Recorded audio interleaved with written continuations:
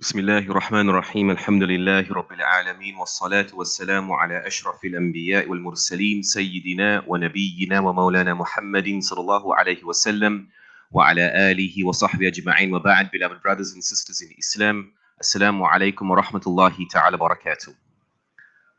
Beloved brothers and sisters, respected ulama, hujjaj, respected viewers and listeners, we are honored today to have our guest speaker, Moulana Shaheen Ismail, alhamdulillah. Moulana Shaheen is extremely well known and established in our city. He is connected to Masjid Mansour. We know him for Islam way of life and is involved in so many other organizations, committees, and excellent work in the community. And Moulana, we are honored to have you with us today. تفضل مشكورا.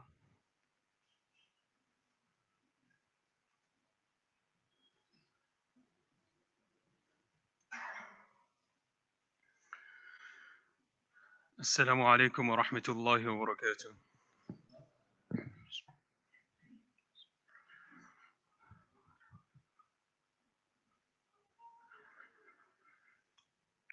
بسم الله الرحمن الرحيم الحمد لله رب العالمين وبه نستعين ونصلي ونسلم على المبعوث رحمة للعالمين وعلى آله وصحبه ومن تبعهم بإحسان إلى يوم الدين وبعد.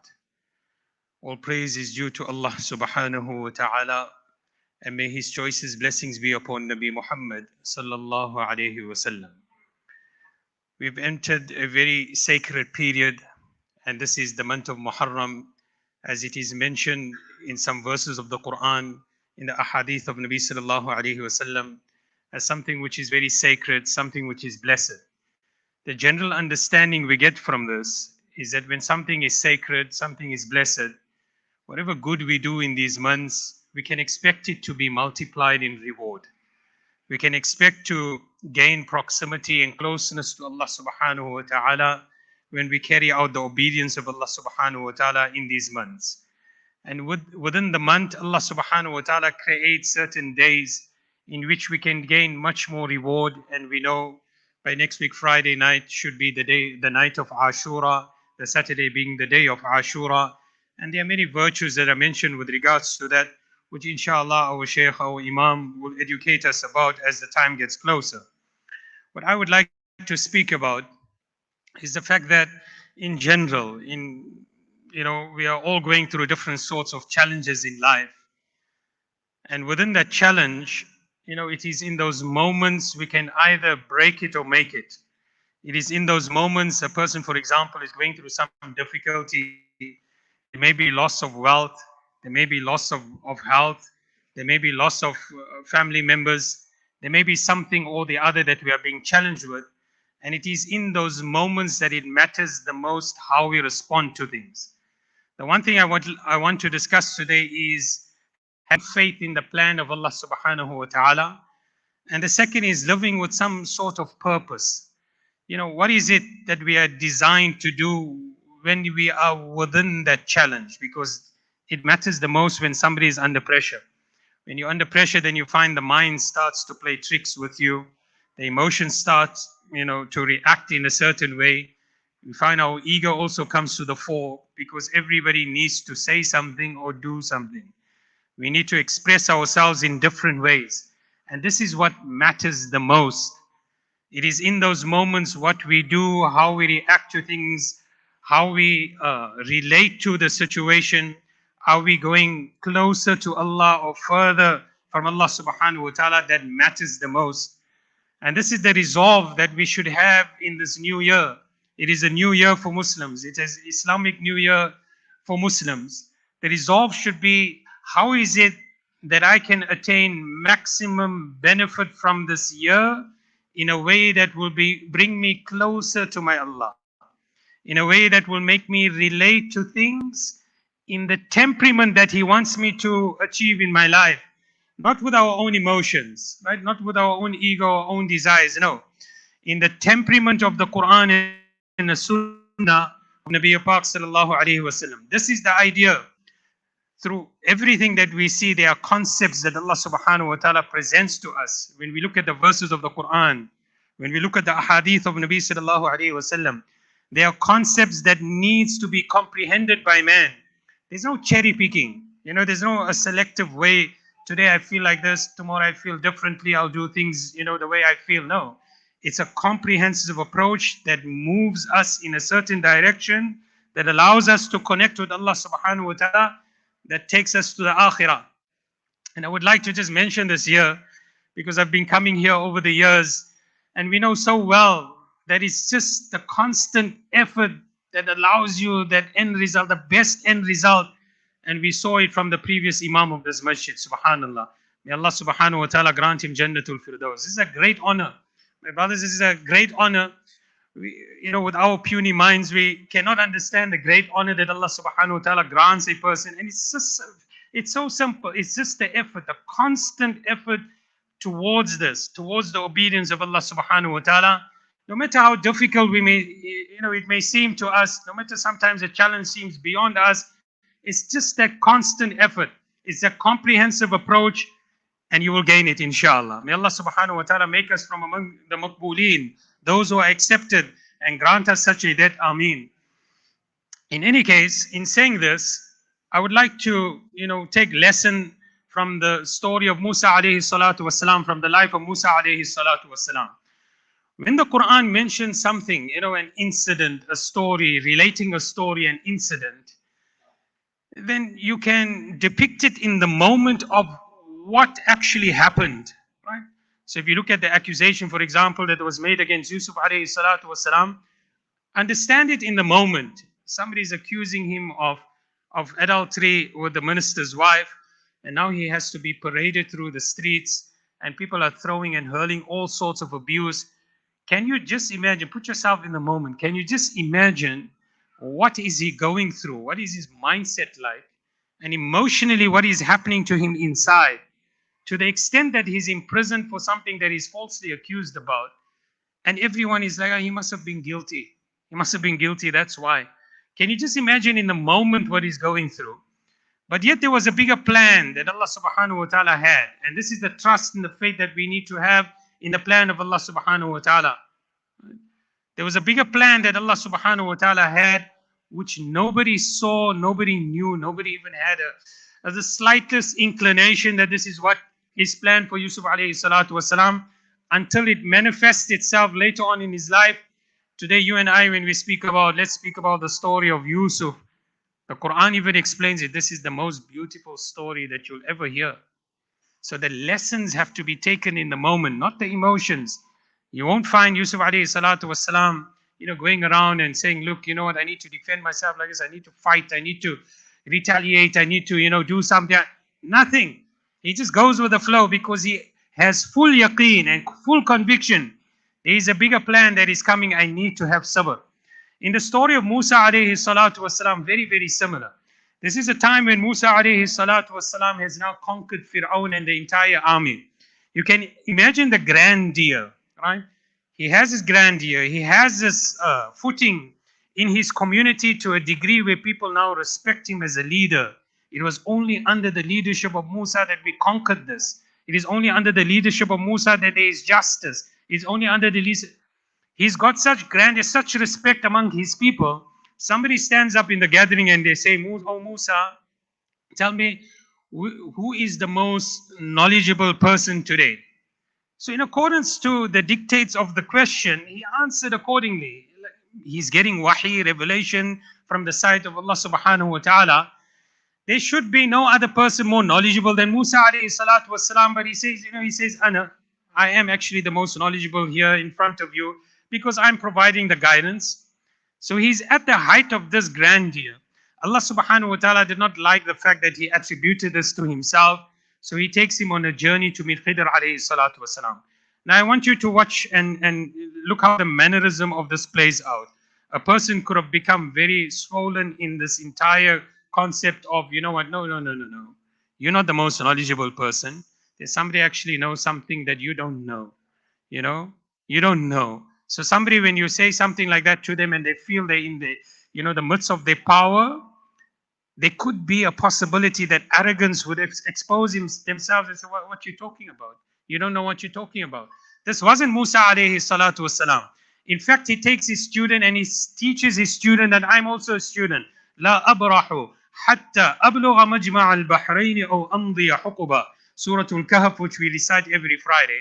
He says that I will continue on this journey, whether it takes me lifetime after lifetime, until I meet that point where the two seas meet. I want to meet the servant of Allah subhanahu wa ta'ala who has such knowledge that I don't have, I did not acquire. So he's putting himself through such an exercise, extreme exercise, to acquire knowledge, to educate himself, because he feels humble by the fact that, I should have not even commented like this in the first place, because there is someone else that always knows better, or maybe that may be better, or maybe knows something that I do not know. And this was the idea, this was the exercise. He comes there, and I'm summarizing the entire incident because of time. فوجد عبدا من عبادنا آتيناه رحمة من عندنا وعلمناه من لدنا علما. Allah says that both him and his student, they found a servant of Allah subhanahu wa ta'ala, which when we look in the hadith of Nabi sallallahu alayhi wa sallam, it's in reference to Khidr alayhi salatu wa salam. He meets the servant of Allah subhanahu wa ta'ala, and then he addresses him. Look at the mannerism. He didn't introduce himself like, look, I'm Musa from Bani Israel. You know what I did? I conquered, the Fir'aun and his army. I'm on the throne now. You need to respect me like this. Just understand, recognize me. That's generally what sometimes, what happens to people when the egos begins to swell. No. Rather, the Quran says, هَلْ أَتَّبِعُكَ عَلَىٰ أَن تُعَلِّمَنِ مِمَّا عُلِّمْتَ رُشْدًا. He asked the question to Khidr alayhi salatu wasalam, is it possible for me to follow you so that I may educate myself about that which you have been educated about? There's some things that I do not know which I would like to learn from you. A very humble approach. Musa alayhi salatu wasalam still doesn't understand this plan of Allah subhanahu wa ta'ala. There are three incidents that play out. The very first incident, فَانْطَلَقَ حَتَّى إِذَا رَكِبَ فِي السَّفِينَةِ خَرَقَهَا. Allah subhanahu wa ta'ala speaks about the time when they continued on their journey until they boarded the ship. They asked permission from the crew members of the ship and the captain that, look, we need to hitch a lift and we need to ride on the ship so that we can reach a certain destination. They were granted the permission, and this was a favor from the crew, without any fee or anything like that.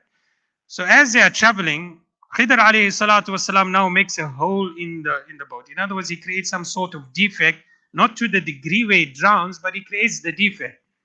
Immediately, Musa alayhi salatu wasalam sees something very unreasonable. It's illogical. Somebody is doing you a favor. They're doing you a favor, and this is how you respond to them? That you are creating a defect in something that's considered a livelihood. أَخَرَقْتَهَا لِتُغْرِقَ أَهْلَهَا. Are you making a hole in this boat so that you can drown its people? Right? We know when somebody does something outrageous to us, or they say something outrageous, you can't even fathom, you can't even comprehend as to, you'll say like, I did so much of good to you. You know, father tells his son, I did so much of good for you, but this is how you repay me? Is this how you repay me? And this was the astonishment of Musa alayhi salatu wassalam.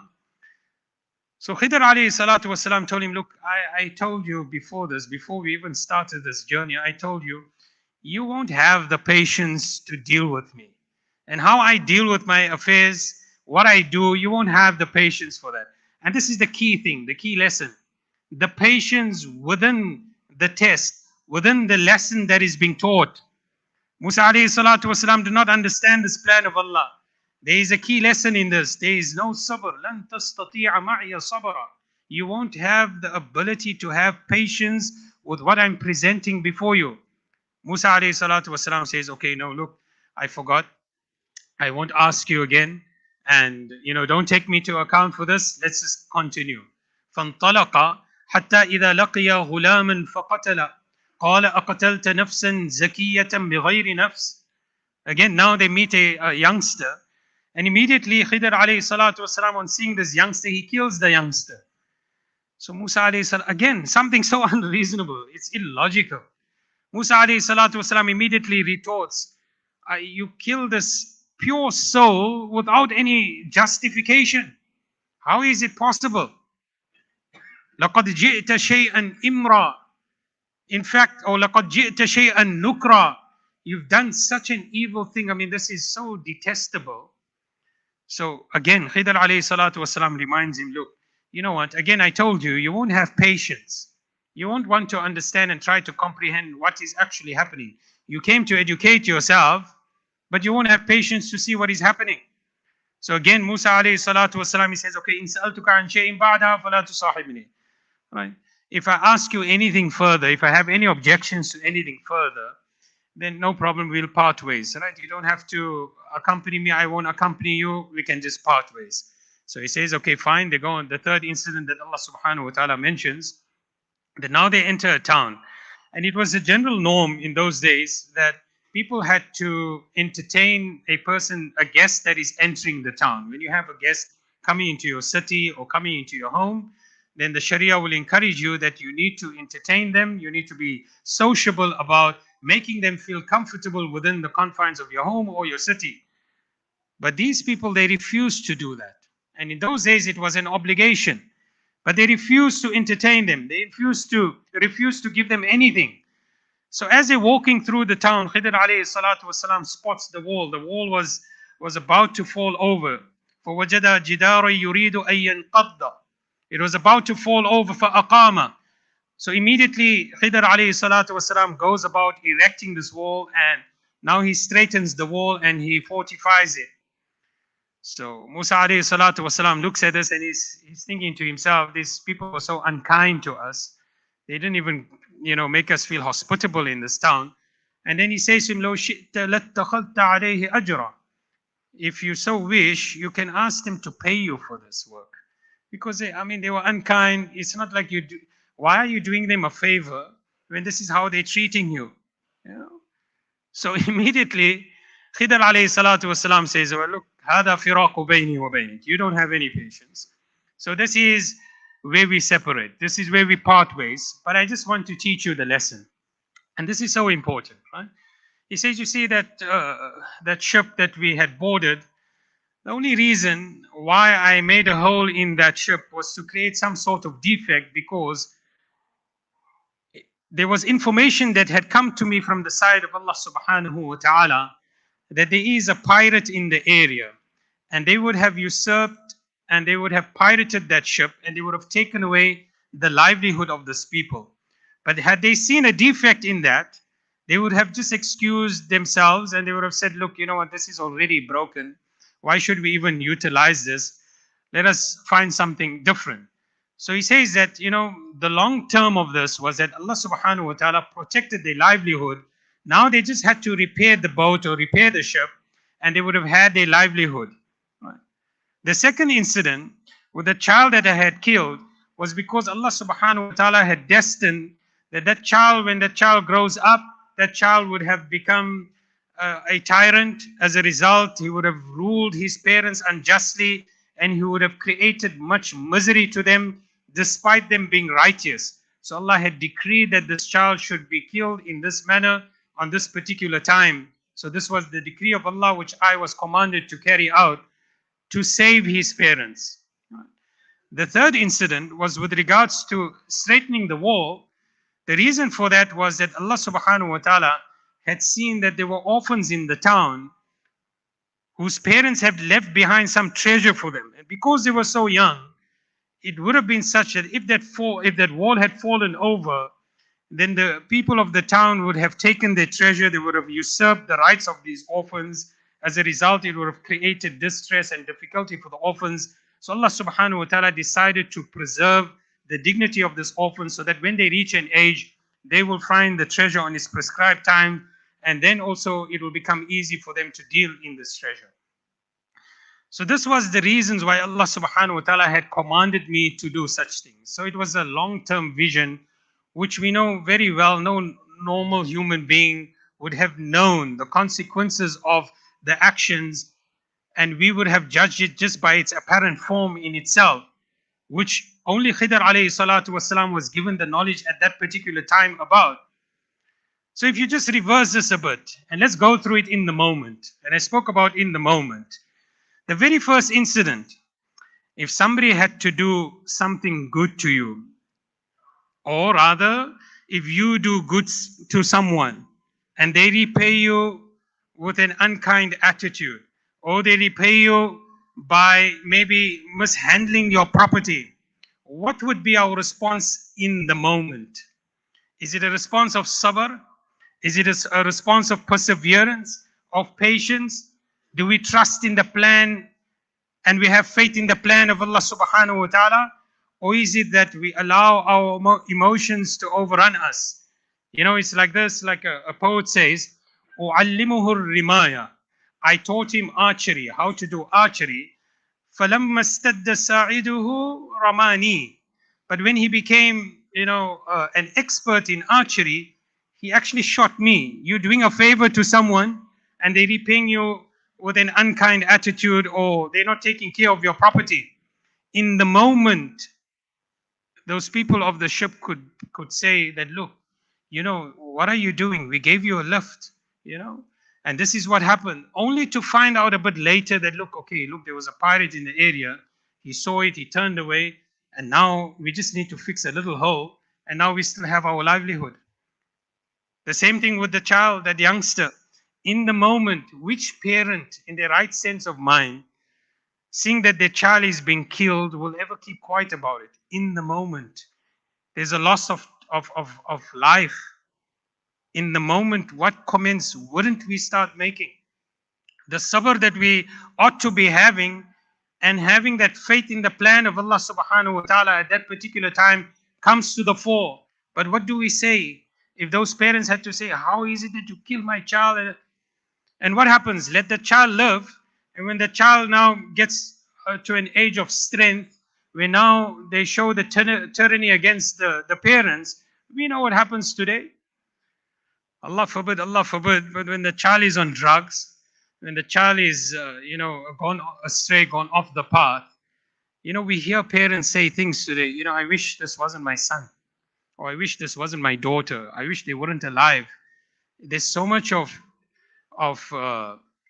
disgrace or humiliation that the parent feels within themselves, that they begin to make these type of statements. And this is what would have been the case, that they would have wished that their child wasn't alive. It's a long-term vision. In the moment, the idea was to make sabr. The idea was to have faith in the plan of Allah subhanahu wa ta'ala. The third incident, the very same. Those orphans would have led a life of difficulty had this not been done or preserved for them in this manner. As a result, Allah subhanahu wa ta'ala had protected their rights, had protected their interests in this manner so that they could live a very dignified life. So sometimes in the moment, we do not understand the plan of Allah. And this is the lesson that we take. We go through all these difficulties, the loss of wealth, the loss of health, the loss of life, the different things that we experience in life. In that time, we are asked and we are required to persevere. And you persevere in the obedience of Allah subhanahu wa ta'ala. Because Allah has a bigger plan. And that should always be our conviction. Whatever we can all relate to all sorts of difficulties that we experience. When we go through it, this is what we need to tell ourselves, that Allah has a bigger plan. I just don't, it's like this. I just don't have the source codes for this right now. But I have conviction that Allah has a bigger plan for me. This should be the conviction. And where do we start? I mentioned about Musa alayhi salatu wasalam, going through the town, and, they were not so hospitable, and they did not socialize with them to a degree of entertaining them, which was an obligation upon them. Many a times what happens to us in life as we grow in life, and this should be the resolve, understand that we need a purpose. The only way to achieve this purpose is what Luqman alayhi salatu wasalam said to his son. And I will end off with this. Luqman alayhi salatu wasalam gives advice to his son, and he says, "La tusa'ir khaddaka linnas." Simple translation, don't turn your cheek away from people. So you get this approach. One is somebody is coming and they're attacking you. So they're attacking you, they're belittling you, they're making you feel insignificant, or they're trying to disgrace you. The Quran has directives for that. أَعْرِضْ عَنِ الْجَاهِلِينَ. The best approach is silence, ignore those who are ignorant. That is the directives of the Quran. Because as soon as you feel like I need to prove a point, it's a marital problem, it's a societal problem, whatever, I need to prove a point, there will be no end to that. It just becomes much more messier. So the Quran teaches you that. The other is that, you give somebody a silent treatment, and this is what the Quran is speaking about. You're trying to socialize, right? To a degree that, look, you're trying to speak to someone, or somebody's trying to speak to you, and they're doing it in a very kind way. Look, I want to remain acquainted with you so I can learn something from you. Or we can both learn something from one another. And here a person, because of maybe they feel their creed or their caste or wherever they come from, they feel, look, I got no time for you. Or I don't want to even give you the time of day. So you turn your face away from the person to belittle them, or to make them feel like, your opinion doesn't matter. What you say doesn't matter.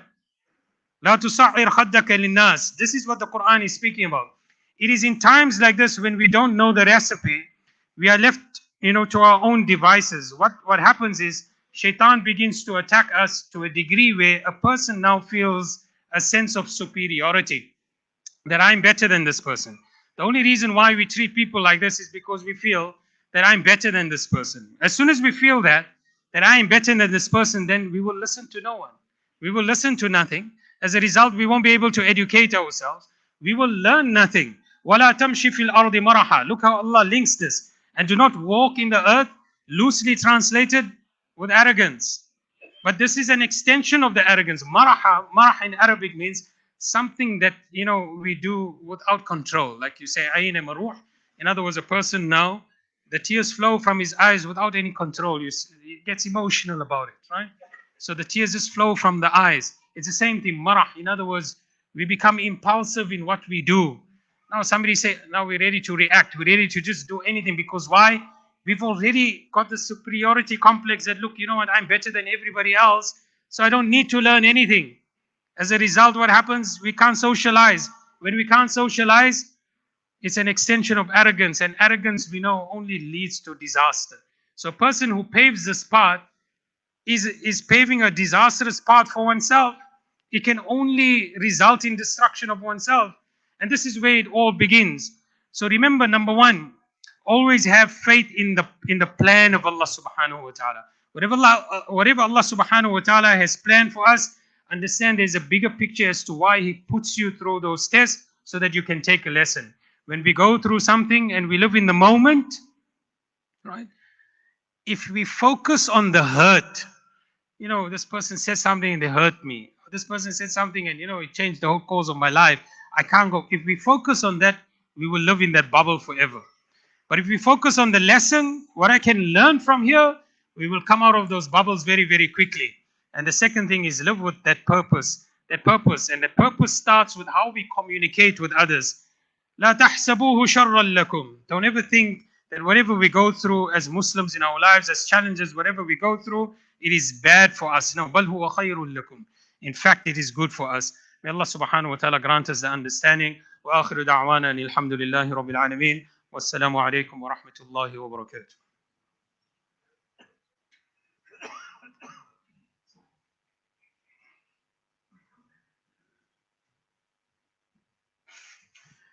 Say Jazakallah khairan to Moulana Shaheen for the beautiful and very informative nasiha. May Allah accept it.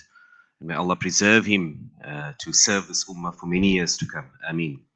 Beloved brothers and sisters, a few announcements inshallah.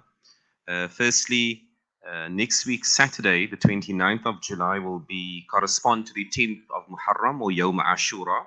And so at Masjid Taqwa, we are going to have the Ashura talk in the Jumu'ah next week, Friday, inshallah. So the Jumu'ah talk will be our Ashura talk next week, inshallah.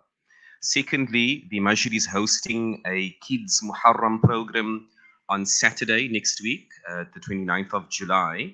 It's a free program, inshallah, for all kids aged 6 to 10. And inshallah, the Masjid team is preparing something beautiful for them, inshallah. It's for the children, not for the adults. So please register your child, inshallah. And all registered children will then be welcomed next week, Saturday at 9 a.m. That's the Masjid Taqwa Kids Muharram program. Then on the same day in the afternoon, Al Hidayah Center with Masjid Taqwa is hosting the Career Expo for grade 11 and matric Muslim learners. Please, it's the last week, inshallah, for registration. Please sign them up. There will be stalls here. There will be experts that will be sharing some words of advice with the grade 11 and matriculant learners, inshallah. A wonderful opportunity for them to explore what deen can they study in our city. The various institutions will be on display here, as well as, you know, some professionals talking about career avenues for the youth, inshallah. Then, alhamdulillah, Masjid Taqwa is hosting an amazing parenting workshop on Saturday, the 5th of August, inshallah. We are bringing Sheikh Muhammad West from Cape Town down.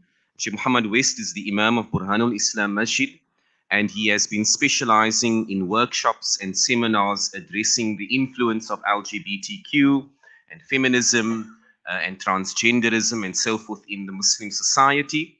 And so he will be sharing these insights, inshallah, in a very special workshop here at Masjid Taqwa, occurring on Saturday, the 5th of August. We have limited space available, but this is a very, very important workshop for every parent, for every educator, facilitator, grandparent, adult, to really understand the influence of this movement and various other issues. So please sign up for that, inshallah. Details are available on the website. And you purchase a ticket for the workshop, and we will be serving breakfast at the workshop as well, inshallah. Then on that afternoon, Saturday the 5th of August, between 2 and 4 p.m., the Masjid is hosting a free youth program for all high school learners, and that will occur between 2 and 4. And inshallah, it will be a conversation with Sheikh Muhammad West, myself, and the youth. And inshallah, we are giving free horse rolls and cool drinks, inshallah, to the youth there. Please sign your child up. Those are high school learners. There's an Islamic marriage masterclass occurring at the Masjid from Saturday the 12th of August. Details are available on the website. That will run for 3 weeks, inshallah.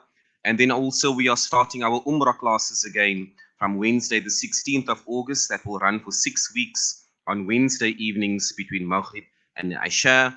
And then lastly, my dear brothers and sisters, the Masjid Taqwa Ladies Committee is asking all the ladies to save the date, Saturday the 26th of August. The women's event will occur at the Masjid on that day, inshallah. Jazakallahu khairan.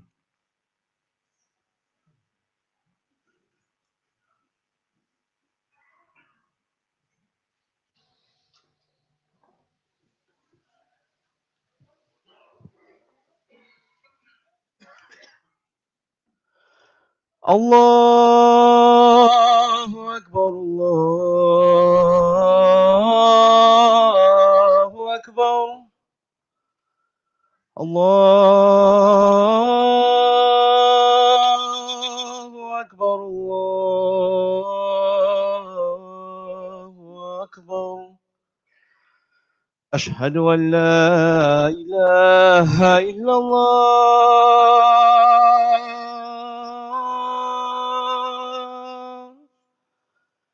أشهد أن لا إله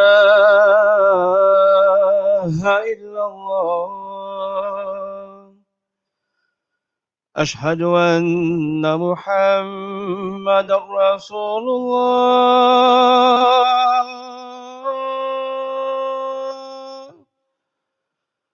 أشهد أن محمد رسول الله.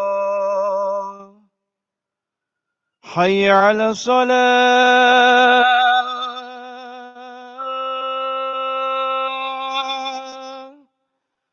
حي على الصلاة.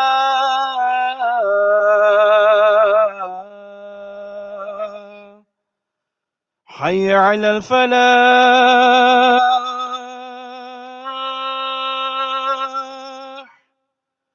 حي على الفلاح.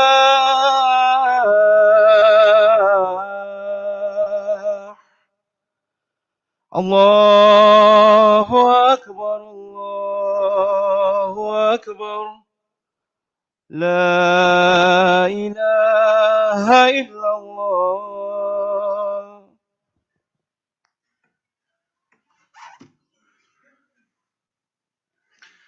الحمد لله الذي خلق الإنسان وقد أتى عليه حين من الدهر لم يكن شيئا مذكورا، فسواه وعدله، وعلى كثير ممن خلق فضله وجعله سميعا بصيرا، ثم هداه السبيل ونصب له الدليل إما شاكرا وإما كفورا.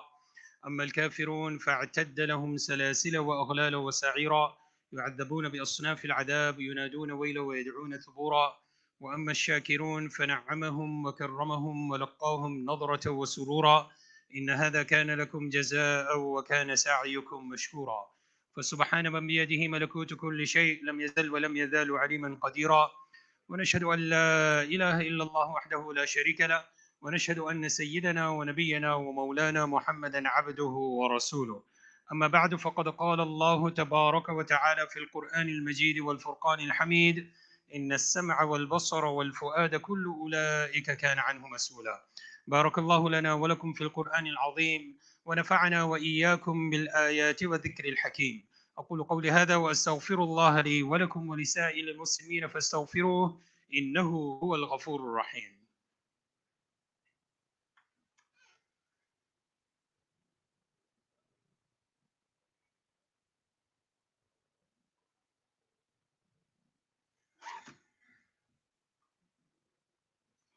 الحمد لله نحمده ونستعينه ونستغفره ونؤمن به ونتوكل عليه، ونعوذ بالله من شرور أنفسنا ومن سيئات أعمالنا. من يهده الله فلا مضل له، ومن يضلله فلا هادي له. ونشهد أن لا إله إلا الله وحده لا شريك له، ونشهد أن سيدنا ونبينا ومولانا محمدا عبده ورسوله. أما بعد، فقد قال الله تبارك وتعالى في القرآن المجيد والفرقان الحميد: إن الله وملائكته يصلون على النبي، يا أيها الذين آمنوا صلوا عليه وسلموا تسليما. اللهم صل على محمد عبدك ورسولك، وصل على المؤمنين والمؤمنات والمسلمين والمسلمات، وبارك على محمد وأزواجه وذريته. قال النبي صلى الله عليه وسلم: أرحم أمتي بأمتي أبو بكر، وأشدهم في أمر الله عمر، وأصدقهم حياء عثمان، وأقضاهم علي، وفاطمة سيدة نساء أهل الجنة، والحسن والحسين سيدا شباب أهل الجنة، رضوان الله تعالى عليهم أجمعين. اللهم اغفر للعباس وولده مغفرة ظاهرة وباطنة لا تغادر ذنبا. الله في أصحابي، لا تتخذوهم غرضا من بعدي، فمن أحبهم فبحبي أحبهم، ومن أبغضهم فببغضي أبغضهم، وخير القرون قرني، ثم الذين يلونهم ثم الذين يلونهم. اللهم انصر الإسلام والمسلمين، اللهم أعز الإسلام والمسلمين، اللهم انصر المجاهدين في كل مكان، اللهم عجل بنصرهم يا قوي يا عزيز. اللهم انصر من نصر دين محمد صلى الله عليه وسلم واجعلنا منهم، واخذل من خذل دين محمد صلى الله عليه وسلم ولا تجعلنا معهم. عباد الله، رحمكم الله، إن الله يأمر بالعدل والإحسان وإيتاء ذي القربى، وينهى عن الفحشاء والمنكر والبغي، يعظكم لعلكم تذكرون. اذكروا الله العلي العظيم يذكركم، ودعوه يستجب لكم، ولذكر الله أكبر، والله يعلم ما تصنعون. سورة النساء.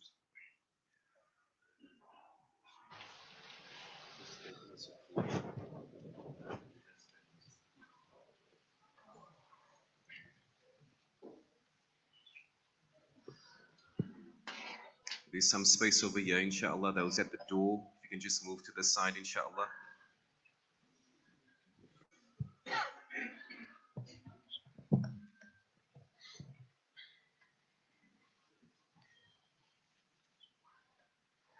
الله أكبر الله أكبر. أشهد أن لا إله إلا الله. أشهد أن محمدا رسول الله. حي على الصلاة، حي على الفلاح. قد قامت الصلاة، قد قامت الصلاة. الله أكبر الله أكبر. لا إله إلا الله. الله أكبر.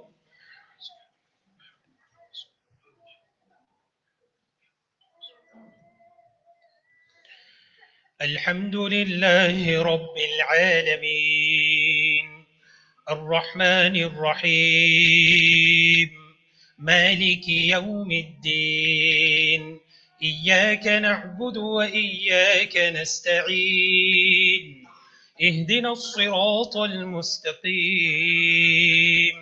صراط الذين أنعمت عليهم غير المغضوب عليهم ولا الضالين.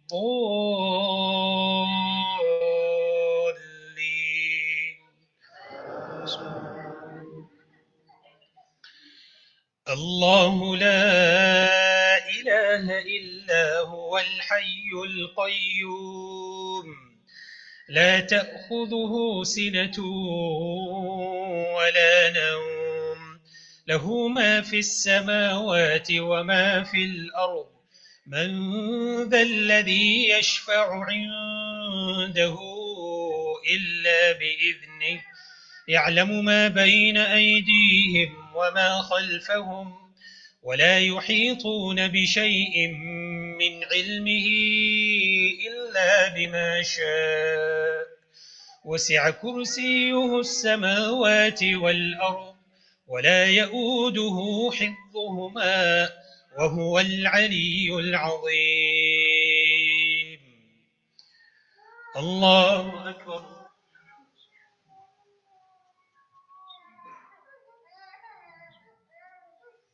سمع الله لمن حمده. الله أكبر.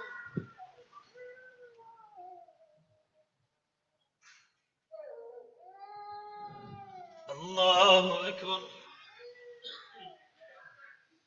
الله أكبر.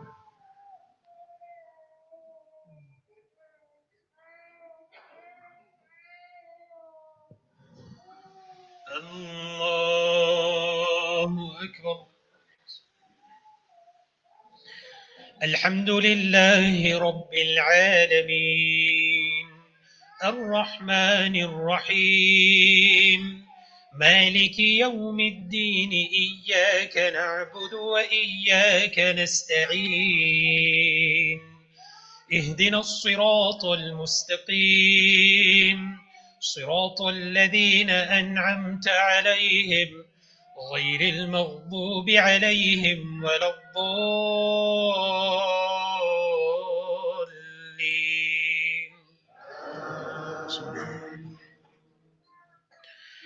إن الله عنده علم الساعة وينزل الغيث ويعلم ما في الأرحام وما تدري نفس ماذا تكسب غدا وما تدري نفس بأي أرض تموت إن الله عليم خبير.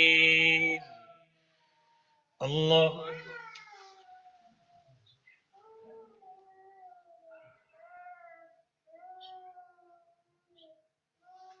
سمع الله لمن حمده.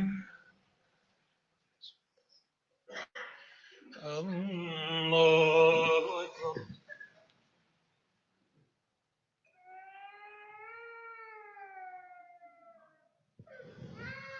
الله أكبر. الله أكبر.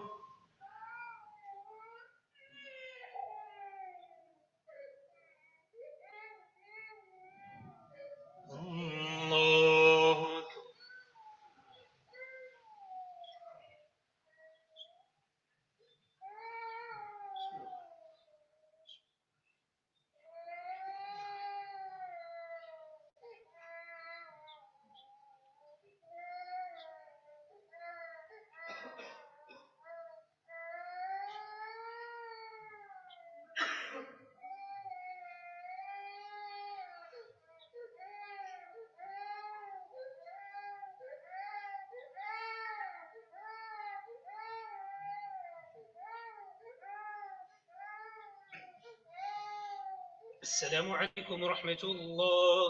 السلام عليكم ورحمة الله.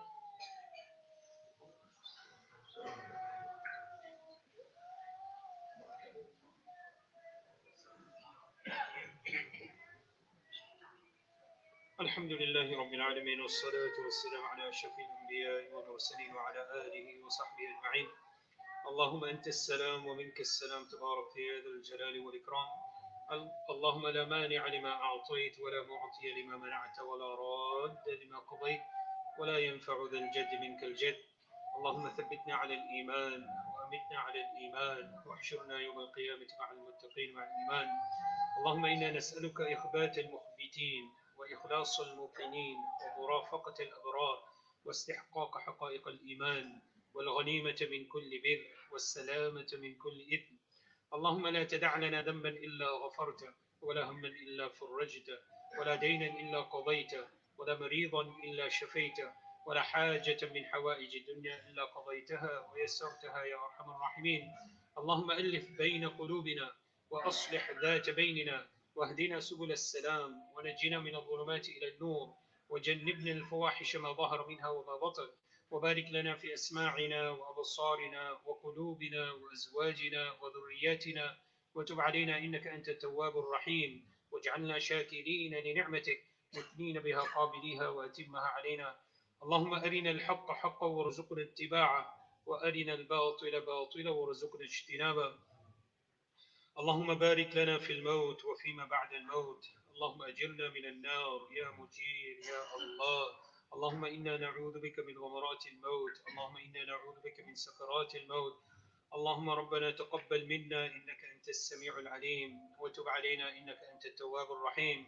جزا الله عنا محمدا صلى الله عليه وسلم بما هو أهله. سبحان ربك رب العزة عما يصفون، وسلام على المرسلين، والحمد لله.